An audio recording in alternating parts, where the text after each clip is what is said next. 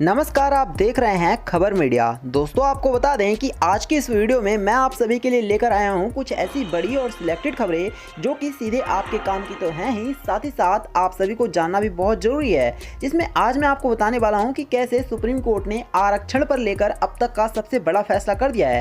साथ ही पश्चिम बंगाल में इलेक्शन होने वाला है और इसको लेकर अब तक की सबसे बड़ी खबर है। इसके साथ ही अगर आपके पास भी राशन कार्ड है तो इस खबर को बहुत ध्यान से देखना।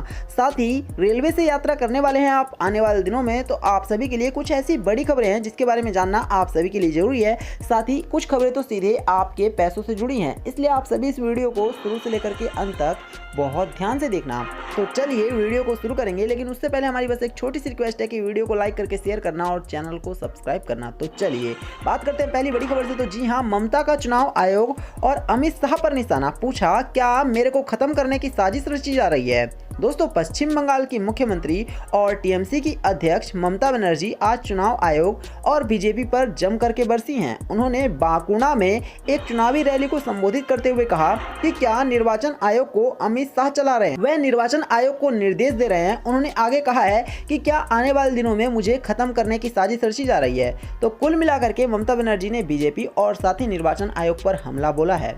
चलिए बात करेंगे एक और बड़ी खबर की। तो कोरोना के बढ़ते मामलों के बीच पीएम मोदी ने फिर से बुला ली है बैठक। दोस्तों, मुख्यमंत्रियों के साथ 17 मार्च को हालात पर मंथन भी करेंगे मोदी। जी हां, आपको बता दें कि देश में एक बार फिर से कोरोना वायरस बहुत तेजी से बढ़ रहा है और कहा जा रहा है कि ये जो सेकंड लहर है कोरोना वायरस की, ये बहुत खतरनाक है और इस वजह से देश के प्रधानमंत्री मोदी एक बार फिर से कोरोना वायरस को लेकर के मंथन करने वाले हैं और इस मंथन से पता चल जाएगा कि कोरोना वायरस पर आगे आने वाले दिनों में क्या एक्शन लेना है। क्या वैक्सीनेशन के काम को और तेज किया जाएगा या फिर दूसरी तरफ बड़ा फैसला लेते हुए कोरोना वायरस की वजह से लॉकडाउन लगाया जाएगा। अब आप हमें कमेंट करके बताना कि क्या लॉकडाउन लगाया जाना चाहिए। आपके मन में जो भी बात है जरूर कमेंट करना। चलिए बात करेंगे एक और बड़ी खबर की। तो आरक्षण सीमा पर पुनर्विचार की जरूरत पर सुप्रीम कोर्ट में 5 जजों की संविधान पीठ ने की है सुनवाई। जी हाँ, आरक्षण की 50% की अधिकतम सीमा पर पुनर्विचार की जरूरत पर सुप्रीम कोर्ट में मंथन शुरू हो गया है। सोमवार को 5 न्यायाधीशों की संविधान पीठ में 28 साल पहले इंदिरा साहनी फैसले में तय की गई आरक्षण की अधिकतम 50% सीमा पर पुनर्विचार की जरूरत पर सुनवाई शुरू हुई है। और दोस्तों, आपको बता दें कि ये सब कुछ मराठा आरक्षण को लेकर के काफी ज्यादा देखने को मिल रहा है और कई जगहों पर गवर्नमेंट ये कह रही है कि वो अपने राज्य में सभी लोगों को 75% तक का जॉब में आरक्षण देंगे, उन लोगों को जो कि स्पेशली उसी राज्य से रहते हैं, और इस वजह से ये मामला उठा है।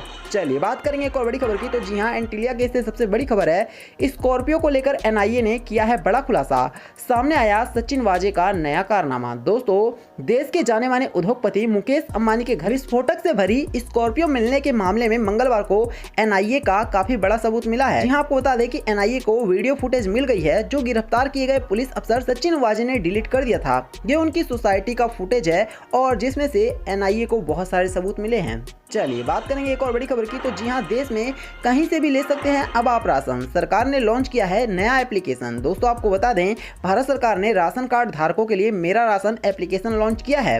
सरकार ने इस ऐप को one nation one ration card के तहत लॉन्च किया है। इस ऐप के जरिए राशन पाने वाले लोगों को अब मोबाइल पर ही राशन वितरण संबंधित पूरी जानकारी मिल जाएगी। तो अगर आपको भी आने वाले दिनों में राशन कार्ड से कहीं पर भी जाकर के देश के किसी भी कोने में राशन लेना है तो आपके लिए ये ऐप बहुत मददगार होगा। चलिए बात करेंगे अब हम एक और बड़ी खबर की। तो जी हाँ, आपको बता दें सबसे बड़ी और सीधे काम की खबर निकल कर आ रही है। बता दें, वाहन में अश्लील गाना बजाया तो रद्द हो जाएगा परमिट, बिहार सरकार का आदेश। जी हाँ, आप सभी ने देखा होगा कि अक्सर करके जब भी कहीं पर भी महिलाएं बस में या फिर ऑटो में यात्रा करती हैं तो वहां पर कई बार बस के ड्राइवर जो होते हैं वो कई तरह के अश्लील गाने चला देते हैं। लेकिन बिहार में अब इसे बिल्कुल भी बर्दाश्त नहीं किया जाएगा और बिहार सरकार ने साफ कह दिया है कि अगर किसी भी तरह से सार्वजनिक स्थान पर अश्लील गाना चलाया गया, फिर वो गाड़ी में ही क्यों न चलाया जाता है, तो उस पर तुरंत कार्रवाई होगी और साथ ही ड्राइवर का परमिट भी रद्द कर दिया जाएगा। तो आप हमें कमेंट करके बताना कि क्या ये कानून पूरे देश में लागू नहीं होना चाहिए। चलिए बात करेंगे एक और बड़ी खबर की। तो बैंक हड़ताल से 2500 करोड़ रुपए का कारोबार होगा प्रभावित। जी हां, आपको बता दें कि फाइनली बैंक वालों ने सोमवार और मंगलवार को हड़ताल किया था और इसके अतिरिक्त मैं आपको बताना चाहूंगा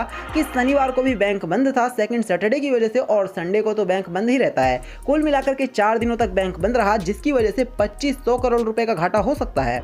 चलिए चलिए बात करेंगे एक और बड़ी खबर की। तो जी हाँ, आप सभी ने सुना होगा कि भारत सरकार पूरी तरह से रेलवे को निजी हाथ में देने वाली है, लेकिन एक बड़ी खबर आ रही है कि भारतीय रेलवे का निजीकरण नहीं होगा, ऐसा कहना है रेल मंत्री पीयूष गोयल का। जी हाँ, भारतीय रेलवे के निजीकरण को लेकर सारी अटकलों पर विराम लगाते हुए रेल मंत्री पीयूष गोयल ने मंगलवार को कहा है कि इसका निजीकरण नहीं किया जाएगा, यह हमेशा सरकार के पास ही रहेगा। लोकसभा में रेल मंत्रालय के 2021-22 के अनुदान मांगों पर गोयल ने कहा है कि यह हमारा प्रयास है कि भारतीय रेलवे देश के भावी विकास का इंजन बन जाए।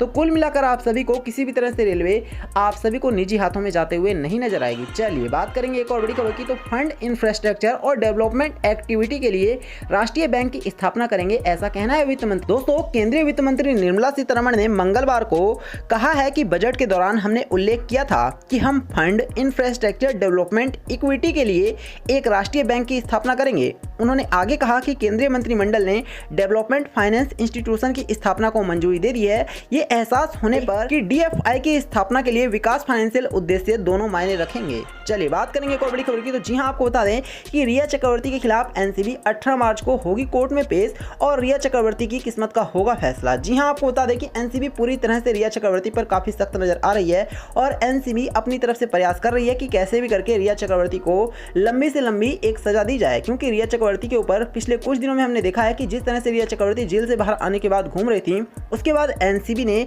रिया चक्रवर्ती के खिलाफ चार्जशीट दायर की और उसके बाद इसमें कई तरह के बड़े सबूत मिले हैं। चलिए बात करेंगे एक और बड़ी खबर की। तो भोपाल इंदौर में नाइट कर्फ्यू कल से। मध्य प्रदेश के 8 शहरों में बाजार का समय भी बदल दिया गया। दोस्तों, मुख्यमंत्री शिवराज सिंह चौहान की अध्यक्षता में हुई बैठक में निर्णय लिया गया है कि भोपाल और इंदौर में नाइट कर्फ्यू लगाया जाएगा। सीएम ने आदेश दिए हैं कि रात 8 बजे के बाद मार्केट बंद कर दिए जाएंगे। इतना ही नहीं, आपको जानकर हैरानी होगी कि महाराष्ट्र के तो कई सारे ऐसे इलाके भी हैं जहां पर पूरी तरह से लॉकडाउन लगा दिया गया है। इसका मतलब ये है कि देश में कोरोना वायरस जो है वो बहुत तेजी से बढ़ने लग गया है और इसी वजह से लोग काफी ज्यादा डरने लग गए हैं कोरोना वायरस से और उनको समझ में आ चुका है कि कोरोना वायरस देश में बहुत ज्यादा खतरनाक होता जा रहा है। तो आप सभी संभल करके रहना, क्योंकि आज के टाइम पर कोरोना वायरस रियल में बहुत खतरनाक हो चुका है। चलिए बात करेंगे एक और बड़ी खबर की। तो जी हाँ, क्रिकेट की सबसे बड़ी खबर है। दोस्तों, आपको बता दें कि आज टीम इंडिया ने एक बार फिर से काफी बुरी शुरुआत की थी, लेकिन बावजूद इसके कप्तान विराट कोहली ने एक 77 रनों की ऐसी दमदार पारी खेली जिसे इतिहास के पन्नों में दर्ज कर लिया गया है और ये पारी भूलने वाली नहीं है, क्योंकि विराट कोहली ने पूरी जी जान से इस पारी में। लेकिन बता दें कि इंग्लैंड की टीम ने भी काफी अच्छी शुरुआत कर दी है और इंग्लैंड ने 61 रनों पर अभी तक सिर्फ एक ही विकेट गंवाया है। इससे पता चलता है कि इंग्लैंड की टीम भी काफी मजबूत स्थिति में है। चलिए बात करेंगे एक और बड़ी खबर की। तो जी हाँ, 8 अप्रैल को ऑनलाइन रिलीज होगी फिल्म द बिग बुल। दोस्तों, आपको बता दें अभिषेक बच्चन की आने वाली फिल्म द बिग बुल बहुत जल्द रिलीज होने वाली है और इसमें आप सभी को अभिषेक बच्चन की दमदार एक्टिंग देखने को मिलेगी। इस फिल्म को अभी हाल फिलहाल में आप सभी को ऑनलाइन माध्यम यानी कि हॉटस्टार वगैरह पर देखने को मिलेगा।